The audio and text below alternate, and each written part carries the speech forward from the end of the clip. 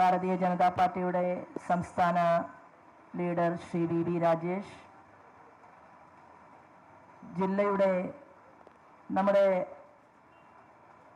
പാർട്ടിയുടെ സംസ്ഥാന ലീഡർ ശ്രീ ശിവൻകുട്ടി, ജില്ലയുടെ സംസ്ഥാന സെക്രട്ടറി പ്രിയപ്പെട്ട അഞ്ജന, ജില്ലയുടെ ജനറൽ സെക്രട്ടറിമാരായിട്ടുള്ള ശ്രീ പാപ്പനംകോട് സജി അവറകൾ, ശ്രീ തിരുമല അനിൽ, ശ്രീമതി സിമി ജ്യോതിഷ്, നമ്മുടെ മുതിർന്ന ലീഡർ പ്രിയപ്പെട്ട അശോക് സാർ, ജില്ലയുടെ മറ്റൊരു ജില്ലയുടെ അധ്യക്ഷൻ ശ്രീമാൻ മുക്കമ്പാലമുട് ബിജു അവറകൾ, അതുപോലെ തന്നെ കരമന അജിത്, യുവ നേതാവ് ആശ, ശ്രീമതി ബിന്ദു ഉൾപ്പെടെ വിവിധ ചുമതലകളിൽ പ്രവർത്തിക്കുന്ന കാര്യകർത്താക്കന്മാരെ, ഈ നഗരസഭയുടെ പ്രതിപക്ഷ ലീഡർ ശ്രീ ഗോപൻ അവറുകൾ ഉൾപ്പെടെ ഇവിടെ എത്തിച്ചേർന്നിട്ടുള്ള മുഴുവൻ ഭാരവാഹികൾ, സഹോദരി സഹോദരന്മാർ, ഏവർക്കും ഹൃദയപൂർവ്വം നമസ്കാരം.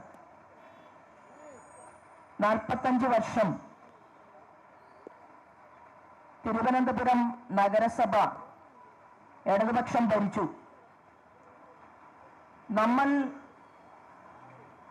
ഏതാണ്ട് തത്തുല്യമായിട്ട് ശക്തിപ്പെട്ട് ഭാരതീയ ജനതാ പാർട്ടി എല്ലാ സമരരംഗങ്ങളിലും നഗരസഭയിൽ അതിശക്തമായിട്ടുള്ള സമരങ്ങളും പ്രവർത്തനങ്ങളും നടത്തിക്കൊണ്ട് ഭാരതീയ ജനതാ പാർട്ടി മുന്നോട്ട് പോകുന്നു.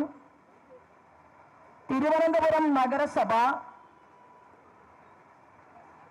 പശ്ചിമ ബംഗാളിന് തുല്യമായിട്ട് കണക്കാക്കണം എന്നാണ് എനിക്ക് നിങ്ങളോട് ആവശ്യപ്പെടാനുള്ളത്. ബംഗാളിൽ എന്താ സംഭവിച്ചത്? ഒരിക്കലും ഭാരതീയ ജനതാ പാർട്ടിയുടെ കൊടികുത്താൻ അനുവദിക്കില്ലെന്ന് പറഞ്ഞ പശ്ചിമ ബംഗാളിൽ ഭാരതീയ ജനതാ പാർട്ടിക്ക് എണ്ണപ്പെട്ട നേതാക്കന്മാർ ബംഗാളിന്റെ വിരിമാറിലൂടെ നടന്നു നീങ്ങി പശ്ചിമ ബംഗാളിൽ ഭാരതീയ ജനതാ പാർട്ടിക്ക് വേണ്ടി വന്നാൽ അടുത്ത ഭരണകൂടത്തെ നൽകുമെന്ന് ജനം അവരുടെ ഹൃദയത്തിൽ എഴുതിയതുപോലെ ഈ നഗരസഭയിലെ അഴിമതിക്കെതിരെ സംശുദ്ധമായിട്ടുള്ള ഭരണത്തിന് നേതൃത്വം കൊടുക്കാൻ ഇവിടെ മെമ്പർമാരായിട്ടുള്ളത് ചെറിയ ആളുകളല്ല. ഇവിടെ ഇതിനകത്ത് മെമ്പർമാരായിട്ട് പ്രവർത്തിക്കുന്നത് പരിണിതപ്രജ്ഞരായിട്ടുള്ള പാർട്ടിയുടെ സംസ്ഥാന ഘടകത്തിൽ പ്രവർത്തിക്കുന്നവരും ജില്ലാ ചുമതലക്കാരുമായിട്ടുള്ള ആളുകളാണ് മെമ്പർമാർ. നിങ്ങൾ എടുക്കുന്ന ഒരു ശപഥം എന്ന് പറയുന്നത്, ഇത് പശ്ചിമ ബംഗാളിന്റെ അപ്പുറത്ത് നമുക്ക് ത്രിപുരയുണ്ടായിരുന്നു, അവർക്ക് ത്രിപുരയുണ്ടായിരുന്നു. നമ്മൾ ആ ത്രിപുരയിലെ ബിപ്ലവ് കുമാറിന്റെ നേതൃത്വത്തിൽ ത്രിപുരയിലെ ഭരണകൂടത്തെ 2.5% വോട്ടിൽ നിന്ന് അവിടെ മുഖ്യമന്ത്രിയെ സൃഷ്ടിക്കാൻ നമുക്ക് സാധിച്ചിട്ടുണ്ടെങ്കിൽ ഈ സമരത്തിലെടുക്കുന്ന പ്രതിജ്ഞ എന്ന് പറയുന്നത് നഗരാസൂത്രണത്തിന് പകരം ആര്യയുടെ നേതൃത്വത്തിൽ അഴിമതി ആസൂത്രണം നടത്തുന്ന ഈ നഗരസഭയിൽ ഭാരതീയ ജനതാ പാർട്ടിയുടെ നേതൃത്വത്തിലുള്ള നഗരസഭയെ സൃഷ്ടിക്കാൻ നിങ്ങൾ പ്രതിജ്ഞാബദ്ധരാണ് എന്നുള്ള തീരുമാനം ഇവിടെ എടുക്കാൻ ജനം തയ്യാറായിട്ടുണ്ട്. ആ തയ്യാറായിട്ടുള്ള ജനങ്ങളുടെ ഇടയിലേക്ക് ഭാരതീയ ജനതാ പാർട്ടിയുടെ സഹപ്രവർത്തകന്മാർ നടന്നു നീങ്ങിയാൽ മാത്രം മതി എന്നുള്ള സൂചന നൽകിക്കൊണ്ടാണ് ആരാധനായിട്ടുള്ള ശ്രീമാൻ അമിത്ഷാജി നമ്മുടെ കോർ ഗ്രൂപ്പ് യോഗത്തിൽ അദ്ദേഹം പറഞ്ഞത്, ഒരെളുപ്പ വഴിയും കേരളത്തിലെ പ്രവർത്തകന്മാർ ഇന്ന് വരെ സ്വീകരിച്ചിട്ടില്ല. കേരളത്തിലെ ഭാരതീയ ജനതാ പാർട്ടിയുടെ പ്രവർത്തകന്മാർ ഒരെളുപ്പ വഴിയിലൂടെയും യാത്ര ചെയ്തിട്ടില്ല. സർവസ്വവും പ്രസ്ഥാനത്തിന് വേണ്ടി സമർപ്പിച്ച് മണിക്കൂറുകൾ സമൂഹത്തിന് വേണ്ടിയിട്ട് പൊരുതി പോരാട്ടം നടത്തി. ആരോഗ്യം നഷ്ടപ്പെട്ടാലും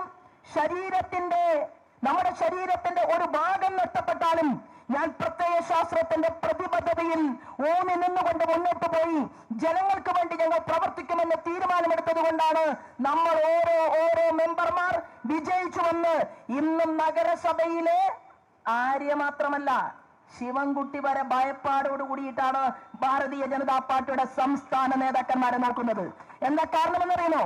നഗരസഭയുടെ ചെയർമാൻ പദവിയിലേക്ക്, നഗരസഭയുടെ ഹൃദയത്തിലേക്ക് ഭാരതീയ ജനതാ പാർട്ടിയുടെ നേതാക്കന്മാർ ഈ ഭരണകൂടത്തിനകത്തേക്ക് വരുന്നത് വരെ മാത്രമേ ഇവരുടെ അഴിമതി നിറഞ്ഞ് ഇവർ സംരക്ഷിച്ചുകൊണ്ടിരിക്കുന്ന നേതാക്കന്മാർക്ക് നാട്ടിലിറങ്ങി നടക്കാൻ സാധിക്കൂ.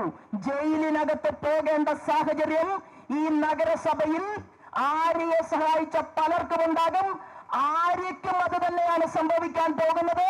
കാരണം ചെറുപ്പക്കാരിയായിട്ടുള്ള ഒരു പെൺകുട്ടി കേരളത്തിൽ ഭരണകൂടത്തിലേക്ക് കടന്നു വന്നപ്പോ ഞങ്ങളൊക്കെ വിചാരിച്ചു ഏത് പാർട്ടി വേണമെങ്കിലും ആകട്ടെ, ഒരു സ്ത്രീയല്ലേ, ഒരു സഹോദരിയാണ്, അവരെ തീർച്ചയായിട്ടും അഴിമതി രഹിതമായിട്ടുള്ള ഒരു ഭരണകൂടത്തിനായിരിക്കും തിരുവനന്തപുരത്ത് നേതൃത്വം നൽകുക എന്നാണ് ഞാൻ ഉൾപ്പെടെയുള്ള സ്ത്രീകൾ ചിന്തിച്ചതെങ്കിൽ എങ്ങനെയാണ് അനധികൃതമായിട്ട് കത്തെഴുതിക്കൊണ്ട് നിയമനം നടത്തേണ്ടത് എന്ന് ഡോക്ടറേറ്റ് എടുത്ത ആളാണ് ഇതിനകത്തിരിക്കുന്ന ആര്യക്കറിയുമോ?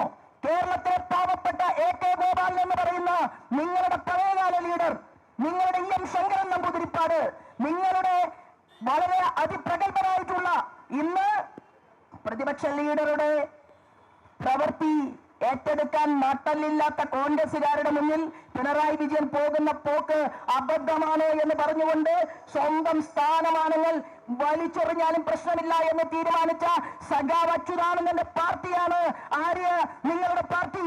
ആ പാർട്ടിക്കകത്ത് ഇന്ന് പ്രമുഖമായിട്ടുള്ള ഒരു പത്രത്തിൽ ഒരു റിപ്പോർട്ട് വന്നിട്ടുണ്ട്.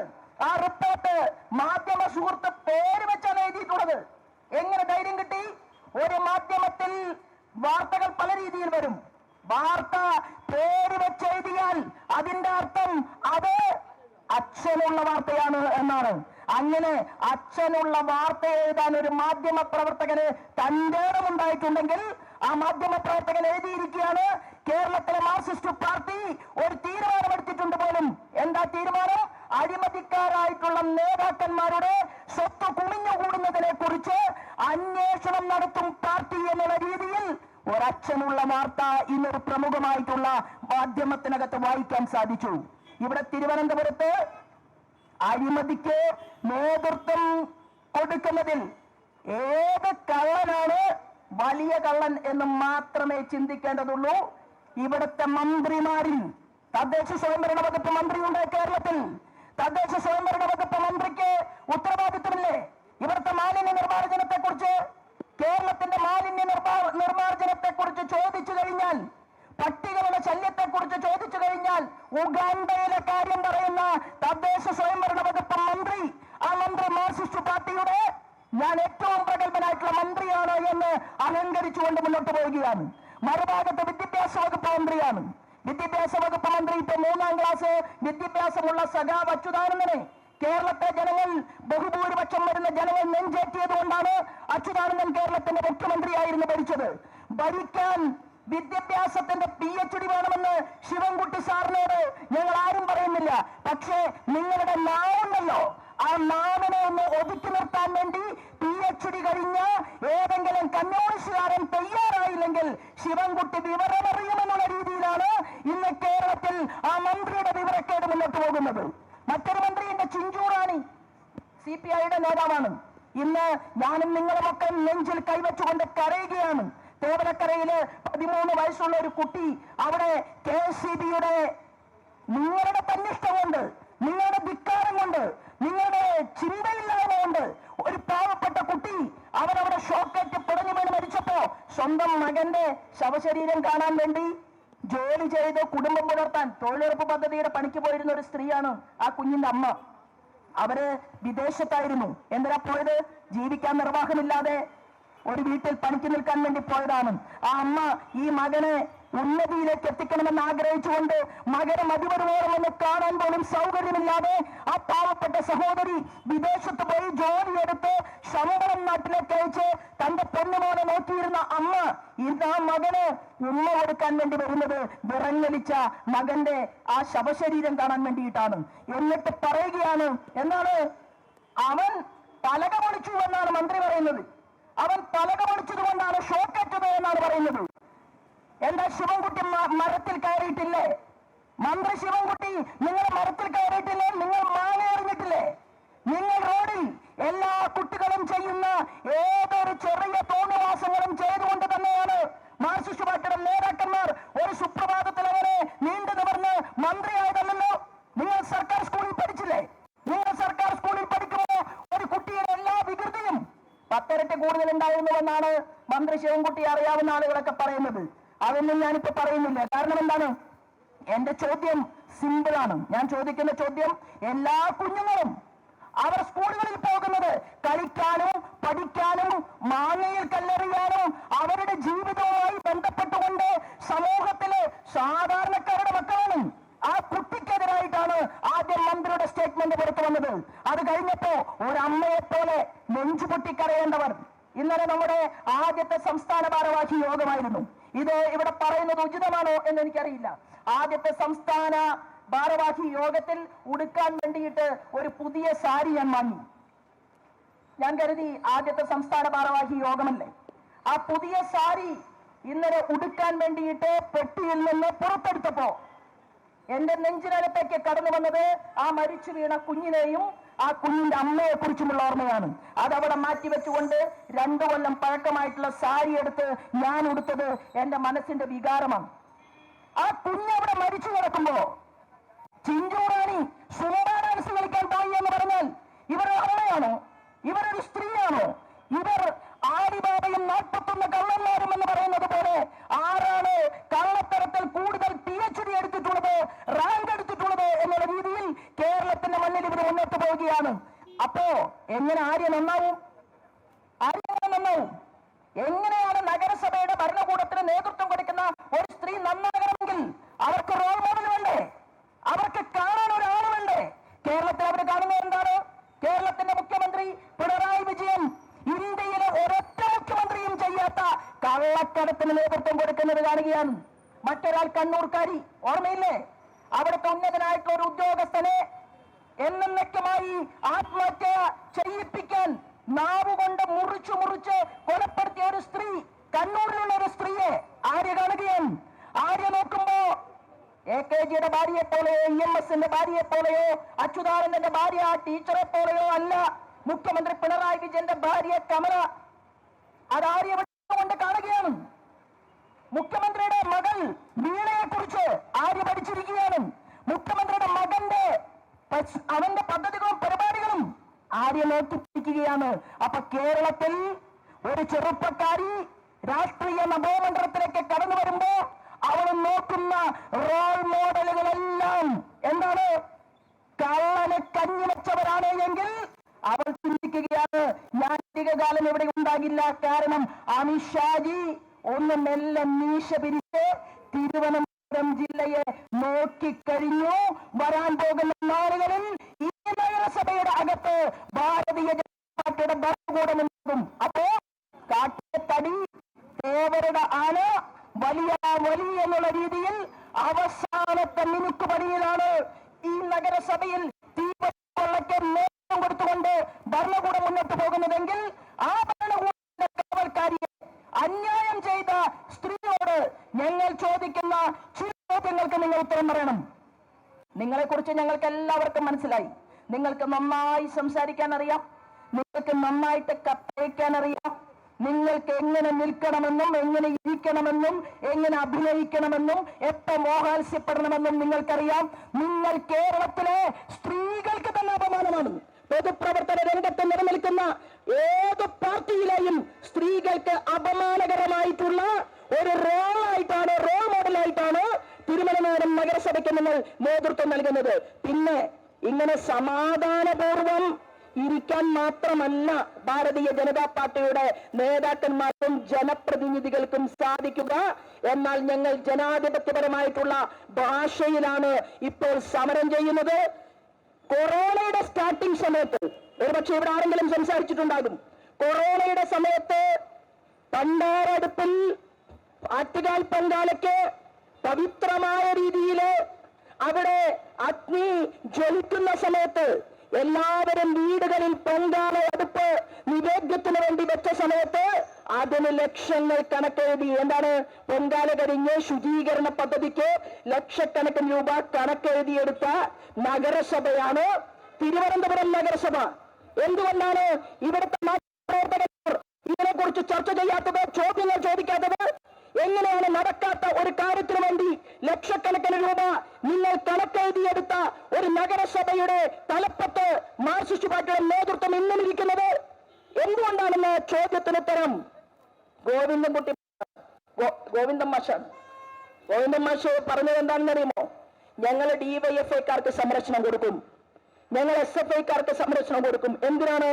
ഗവർണർക്കെതിരെ ഗവർണർ സത്യസന്ധമായിട്ടുള്ള നിലപാടുകൾ എടുക്കുമ്പോ ആ ഗവർണർക്കെതിരെ ഗവർണറെ കൈകാര്യം ചെയ്യുമെന്നുള്ള അവസ്ഥയിലേക്ക് പ്രതികരിക്കുന്ന ഡിവൈഎഫ്ഐയുടെയും SFIയുടെയും ചെറുപ്പക്കാർക്ക് സമർപ്പണം കൊടുക്കുമെന്ന് പറയുന്ന ഗോവിന്ദൻ മാഷാണ് മാർക്സിസ്റ്റ് പാർട്ടിയുടെ ഏറ്റവും വലിയ ശാപവും ഭാരവുമായി മാറിയിട്ടുള്ളത് എന്ന കാര്യത്തിൽ തർക്കമില്ല. ഗോവിന്ദൻ മാഷിക്ക് പിണറായി വിജയനെ കണ്ട കാൽമുട്ടുകൾ കൂട്ടിയിടിക്കും, വിറയ്ക്കും. ഗോവിന്ദൻ മാഷ് ഒന്നും പറയില്ല. എന്നാൽ മാർക്സിസ്റ്റ് പാർട്ടിയുടെ സംസ്ഥാന സെക്രട്ടറി പദവിയിൽ പിണറായി വിജയൻ ഇരുന്നിട്ടില്ലേ?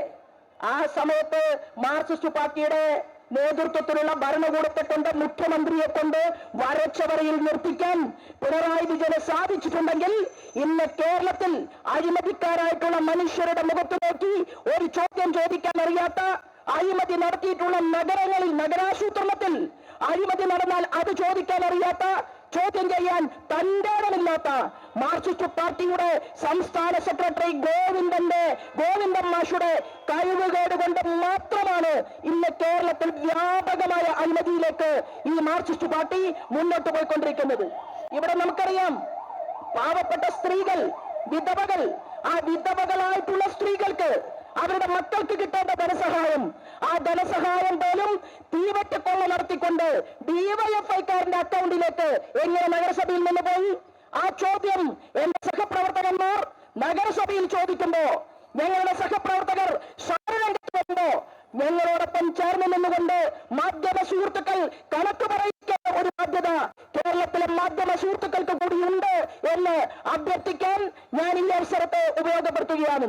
ഇവിടെ നമ്മുടെ നാട്ടിൽ ആരോഗ്യരംഗം തകർന്നു. 141 കെട്ടിടങ്ങൾ തകർച്ചയിലാണ്.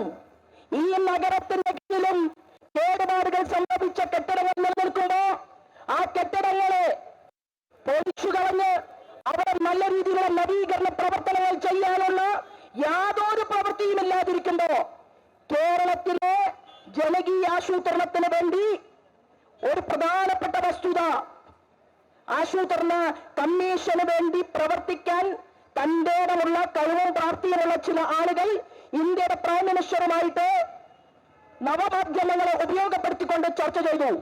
അങ്ങനെ നവമാധ്യമങ്ങളെ ഉപയോഗപ്പെടുത്തിക്കൊണ്ട് ചർച്ച ചെയ്തപ്പോ അവിടെ രാജ്യത്തിന്റെ പ്രൈം മിനിസ്റ്റർ അദ്ദേഹം പറഞ്ഞു, ഏറ്റവും ആവശ്യമായിട്ട് ഈ നവമാധ്യമങ്ങളിലൂടെ ചർച്ച ചെയ്ത ആളുകൾ പറഞ്ഞത് കേരളത്തിൽ ഏറ്റവും കൂടുതൽ വേണ്ടത് എപ്പോഴും വൈദ്യുതി നിലനിൽക്കുക എന്നുള്ളതാണ്.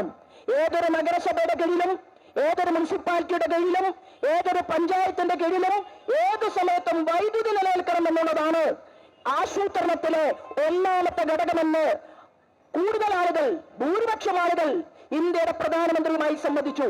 രാജ്യത്തിന്റെ പ്രധാനമന്ത്രി തീരുമാനമെടുത്തു.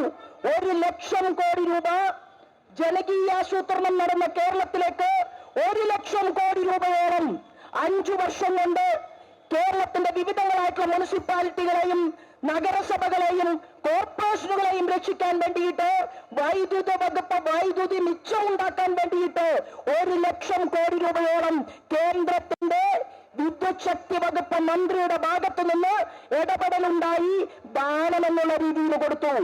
എന്നിട്ട് എന്ത് സംഭവിച്ചു? വൈദ്യുതി വകുപ്പ് നന്നായോ? KSEB മെച്ചപ്പെട്ടോ? അതിന്റെ പരിണിതഫലമായിട്ട് ഒരു കുട്ടി ഇന്ന് തുടങ്ങി വീണ് മരിച്ച ഒരു സാഹചര്യം ഞാനും നിങ്ങളും ഇന്ന് കൊല്ലം ജില്ലയിൽ ചർച്ച ചെയ്യുന്നുണ്ടെങ്കിൽ, തിരുവനന്തപുരത്ത് എല്ലാ മേഖലകളിലേക്കും കിട്ടിയ പൈസ എത്രയാണ്? കണക്ക്, അതായത് നമ്മളെല്ലാവരും ഇരിക്കുന്ന വേദിയിലാണ് ആരാധനായിട്ടുള്ള അനീഷ് ഷാജി പറഞ്ഞത്, കേന്ദ്രം കേരളത്തിലേക്ക് കൊടുത്തിട്ടുള്ള കോടിക്കണക്കിന് രൂപയുടെ കണക്ക് ഭാരതീയ ജനതാ പാർട്ടിയുടെ പ്രവർത്തകന്മാർ ചോദിച്ചാൽ കൈമാറാൻ, പൊതുജനം ചോദിച്ചാൽ കൈമാറാൻ ഞാൻ തയ്യാറാണ് എന്ന് പരസ്യമായിട്ടാണ് രാജ്യത്തിന്റെ ആഭ്യന്തര വകുപ്പ് മന്ത്രി സംസാരിച്ചതെങ്കിൽ, ഈ നഗരസഭയിൽ 45 വർഷമായിട്ട് നിങ്ങൾക്ക് കിട്ടിയ കോടിക്കണക്കിന് രൂപയുടെ കണക്ക് ഇവിടുത്തെ 45 വർഷം ഈ നഗരസഭ ഭരിച്ച മാർക്സിസ്റ്റ് പാർട്ടിയെ കൊണ്ട് ഉത്തരം പറയിപ്പിക്കുമെന്നുള്ള തീരുമാനമെടുത്തുകൊണ്ടാണ് ഭാരതീയ ജനതാ പാർട്ടിയുടെ മെമ്പർമാർ, ഇവിടെ ജയിച്ച ജനപ്രതിനിധികൾ ഉൾപ്പെടെയുള്ള ആളുകൾ ഈ സമരത്തിന് നേതൃത്വം കൊടുത്തുകൊണ്ട് നമ്മളിവിടെ ഇരിക്കുന്നു. ഇവിടെ എംപ്ലോയ്മെന്റ് എക്സ്ചേഞ്ചിൽ നിന്ന് ധാരാളം 560-ലധികം വരുന്ന ആളുകളുടെ ലിസ്റ്റ് എടുത്തു. ഇവിടെ നിയമനം നടത്താൻ വേണ്ടിയിട്ടാണ്. ഈ ലിസ്റ്റിൽ എങ്ങനെയാണ് കൗൺസിലറുടെ പേരുണ്ട്? ഇവിടെ ആരെങ്കിലും ഒക്കെ സംസാരിച്ചിട്ടുണ്ടാകും. കൗൺസിലറുടെ പേര് വരെ ആ ലിസ്റ്റിൽ ഉൾപ്പെടുത്തുന്നതിനെ കുറിച്ച് എങ്ങനെയാണ് മാർക്സിസ്റ്റ് പാർട്ടിയുടെ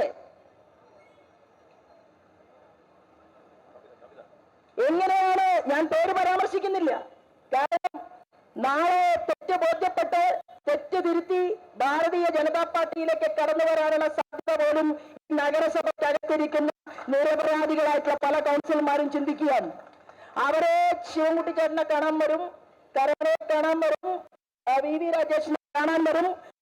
എല്ലാം തെറ്റ് ചെയ്യാത്തവരെ നമ്മൾ പരസ്യമായിട്ട് കൂടെ വന്നാൽ രണ്ട് കൈയും നീട്ടി നമ്മൾ സ്വീകരിക്കും എന്നുള്ള കാര്യത്തിൽ ഒരു തർക്കവും വേണ്ട. ഇത് ജനങ്ങൾക്ക് വേണ്ടിയിട്ടാണ്. തിരുവനന്തപുരത്ത് ഈ നഗരസഭയുടെ ഭരണകൂടത്തിന് നമ്മൾ നേതൃത്വം കൊടുക്കുക എന്ന് പറഞ്ഞാൽ അത് അഭിമാനകരമായ രീതിയിൽ കേരളത്തിൽ ഒരു നഗരസഭ എങ്ങനെ ഭരിക്കണം എന്ന് കൃത്യതയോട് കൂടിയിട്ട് തീരുമാനിച്ച് ജനങ്ങളുടെ മുന്നിൽ ഞങ്ങളൊരു പുസ്തകം വെക്കും. ശരിയല്ലേ?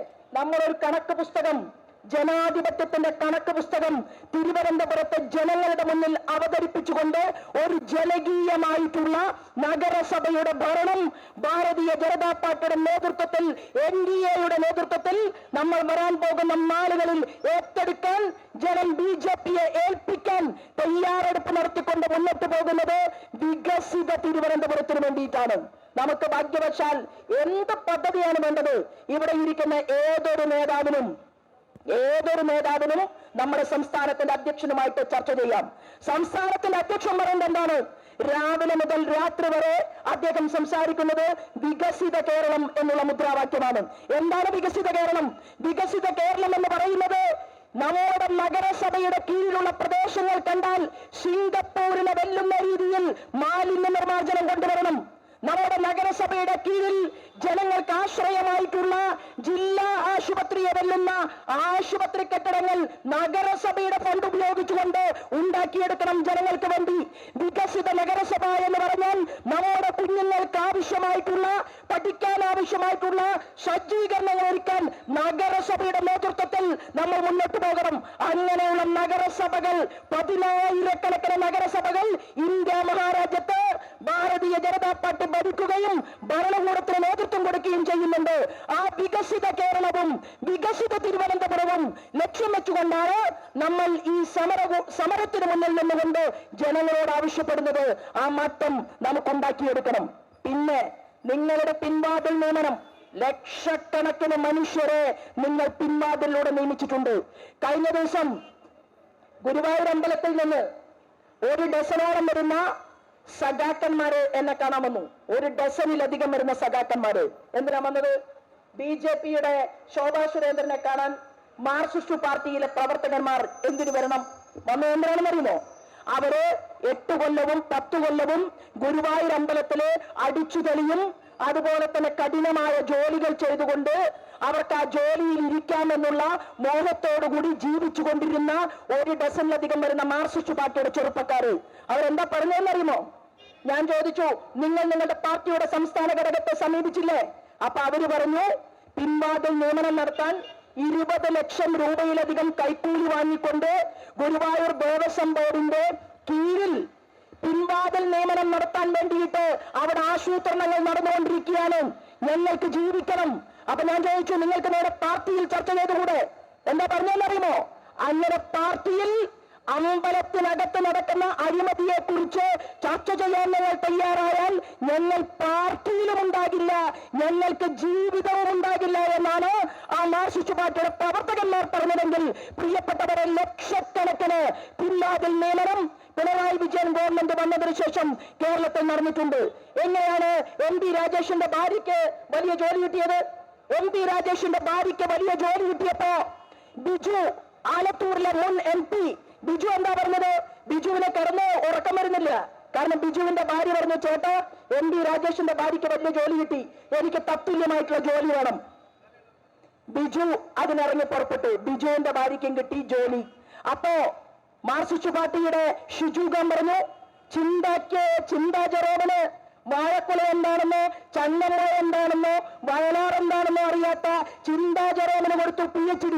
അപ്പൊ ഷിജുഖാൻ പറഞ്ഞു, എനിക്കും വേണം ഒരു PhD. ഷിജുഖാന് PhD കിട്ടി. അപ്പോഴാണ് ആലത്തൂരിലെ MP ബിജു പറയുന്നത്, കെമിസ്ട്രി പഠിക്കാത്ത ബിജു പറയുകയാണ് ബിജുവിന് കെമിസ്ട്രിയിൽ ഡോക്ടറേറ്റ് വേണം. ബിജുവിന് കെമിസ്ട്രിയിൽ ഡോക്ടറേറ്റ് കൊടുക്കാൻ വേണ്ടി സർവകലാശാലയുടെ വൈസ് ചാൻസലറെ വിളിച്ചു വരുത്തി ഉന്നത വിദ്യാഭ്യാസ വകുപ്പ് മന്ത്രി. നോക്കൂ നിങ്ങൾ, MP രാജേഷിന്റെ ഭാര്യയ്ക്ക്, രാകേഷിന്റെ ഭാര്യയ്ക്ക്, ബിജുവിന്റെ ഭാര്യയ്ക്ക് എല്ലാവർക്കും ജോലി കിട്ടുന്നുണ്ട്. എന്നാൽ വീട്ടിൽ അർദ്ധരാത്രി വരെ കുത്തിയിരുന്ന് പഠിച്ച് ഒരു ജോലി മകനോ മകൾക്കോ കിട്ടുമെന്ന് കരുതി മകന്റെയും മകളുടെയും കൂടെ കൂലിപ്പണിക്ക് പോയിട്ടും നടുനിവർത്തുന്ന ഉറങ്ങാൻ സാധിക്കാത്ത അമ്മയ്ക്ക് മകനും മകൾക്കും കാവലിരിക്കുന്ന ആ പാവപ്പെട്ടവരുടെ മക്കൾക്ക് റാങ്ക് കിട്ടിയാലും അവന് കൈക്കൂലി കൊടുക്കാനില്ലെങ്കിൽ ജോലി കിട്ടാത്തവരുടെ നാടായിട്ട് ഈ കേരളം മാറിയിട്ടുണ്ടെങ്കിൽ ഇവിടെയാണ് ഡബിൾ എഞ്ചിൻ സർക്കാർ എന്നുള്ള ഞങ്ങളുടെ മുദ്രാവാക്യത്തെ ഞങ്ങൾ നെഞ്ചേറ്റിയിട്ടുള്ളത്. ഞങ്ങൾ പലരെയും നോക്കിയിട്ട് ആളുകൾ ചിരിച്ചിട്ട് പറയും, ആ ബിജെപിക്ക് MLA ഇല്ല, ബിജെപിക്ക് MP ഇല്ല, ബിജെപിക്ക് ഭരണകൂടങ്ങളില്ല, ഇവിടെ ചെറുതും വലുതുമായ ഭരണസഭകളില്ല എന്നൊക്കെ പറഞ്ഞ് ഞങ്ങളെ പലരും കളിയാക്കിയിട്ടുണ്ട്. പക്ഷേ ഭാരതീയ ജനതാ പാർട്ടി ഞങ്ങൾ എടുത്തിട്ടുള്ള ഒരു പ്രതിജ്ഞ എന്ന് പറയുന്നത്, ഞങ്ങൾക്ക് ഇതൊന്നുമില്ലെങ്കിലും കേരളത്തിന്റെ നിയമസഭയുടെ അകത്തിരിക്കുന്ന മാർക്സിസ്റ്റ് പാർട്ടിയുടെ MLA-മാരേക്കാൾ നേട്ടല് ജനങ്ങളുടെ കൂടെ നിന്നുകൊണ്ട് പ്രവർത്തിക്കാൻ MLA-മാരല്ലാത്ത ഞങ്ങൾ നേതൃനിരയിൽ പ്രവർത്തിക്കുന്ന സാധാരണക്കാരായിട്ടുള്ള ഞാൻ ഉൾപ്പെടെയുള്ള പ്രവർത്തകന്മാർക്കുണ്ട്. നാട് മാറും. തിരുവനന്തപുരത്തിന്റെ അധ്യക്ഷൻ ബഹുമാനപ്പെട്ട കരമന ജയൻ ചേട്ടനോട് എനിക്ക് പറയാനുള്ളത്, നമ്മൾ ഈ തിരുവനന്തപുരത്തെ അനന്തപുരിയെ മാറ്റിമറിക്കണമെന്നുള്ളത് ഇവിടുത്തെ നല്ലവരായ കമ്മ്യൂണിസ്റ്റുകാരുടെ വരെ സ്വപ്നമാണ്. അവർ ആഗ്രഹിക്കുകയാണ് ഭാരതീയ ജനതാ പാർട്ടിയുടെ നേതൃത്വത്തിൽ ഒരു വലിയ മൂവ്മെന്റ് ഈ നാട്ടിലുണ്ടാകണമെന്ന് അവർ ആഗ്രഹിക്കുകയാണ്. നമുക്ക് MLA-മാരുണ്ടാകും, നമ്മൾ ജയിക്കും, നമ്മൾ കേരളത്തിന്റെ ഭരണകൂടത്തിന് നേതൃത്വം കൊടുക്കും. കാരണം നമ്മൾ വെച്ചിട്ടുള്ളത് ഒരു റോസാപ്പൂവിന്റെ ചെടിയല്ല, നമ്മളൊരു ചെറിയ ചെടിയല്ല വെച്ചത്. നിങ്ങൾ ജയിലിൽ കിടന്നത് എന്തിനാണ്?